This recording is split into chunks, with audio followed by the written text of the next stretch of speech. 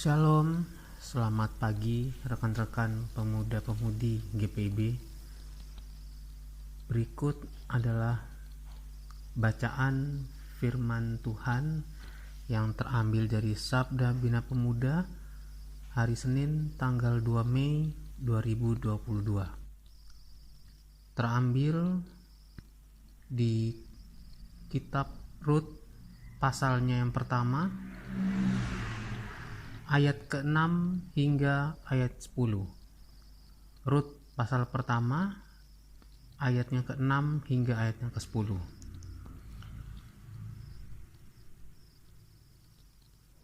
Lembaga Alkitab Indonesia memberi judul Rut dan Naomi. Kemudian berkemaslah ia dengan kedua menantunya dan ia pulang dari daerah Moab. Sebab di daerah Moab ia mendengar bahwa Tuhan telah memperhatikan umatnya dan memberikan makanan kepada mereka. Maka berangkatlah ia dari tempat tinggalnya itu bersama-sama dengan kedua menantunya.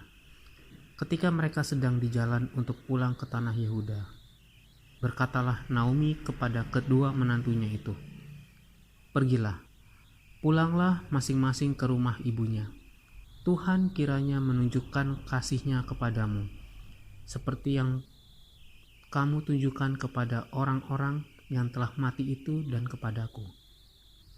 Kiranya atas karunia Tuhan kamu mendapat tempat perlindungan masing-masing di rumah suaminya."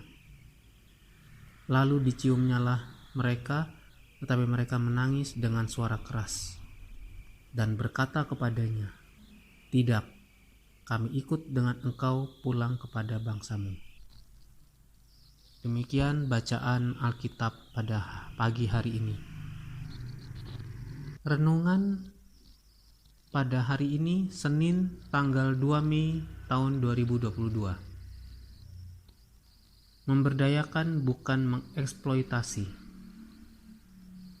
Saat ini secara nasional kita memperingati Hari Pendidikan Nasional atau Hardiknas. Adalah Ki Hajar Dewantara yang menjadi tokoh pelopor di balik peringatan Hardiknas.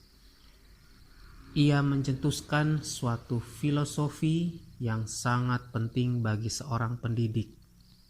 Pertama, Ingarsot sung tulodo. Artinya, seorang pendidik harus memberi teladan atau contoh tindakan yang baik. Kedua, ing madyo mangun karso. Artinya, seorang pendidik harus menyatu, bekerja sama dengan murid dan membangkitkan inspirasi dan motivasi baik dalam diri mereka. Ketiga, tutwuri handayani. Artinya, seorang guru tidak boleh memaksakan kehendaknya kepada murid, melainkan memberikan kesempatan agar murid mencari arahnya sendiri. Bacaan Alkitab hari ini mengisahkan Rut dan Orpa. Meski sudah berstatus janda, namun sebagai menantu menunjukkan kasih yang tulus kepada sang mertua. Di sisi lain, Naomi sebagai mertua tidak memanfaatkan pengabdian kedua menantunya untuk kepentingannya sendiri. Ia mengapresiasi perbuatan kasih yang dilakukan oleh kedua menantunya.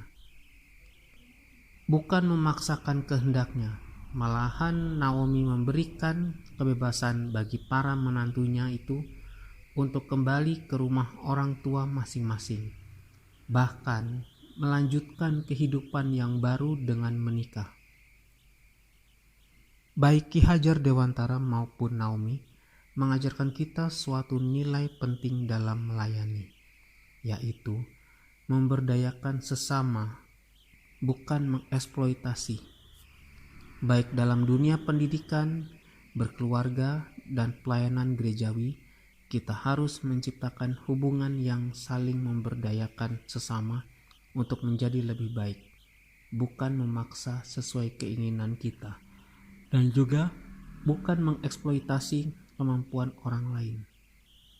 Janganlah memanfaatkan orang yang kita layani untuk melakukan kehendak kita, melainkan Bangkitkanlah daya dan potensi yang ada, agar mereka atas kesadaran pribadi mau melakukan kehendak Tuhan. Demikianlah bacaan renungan pada pagi hari ini, Senin tanggal 2 Mei 2022. Tuhan Yesus memberkati kita semua.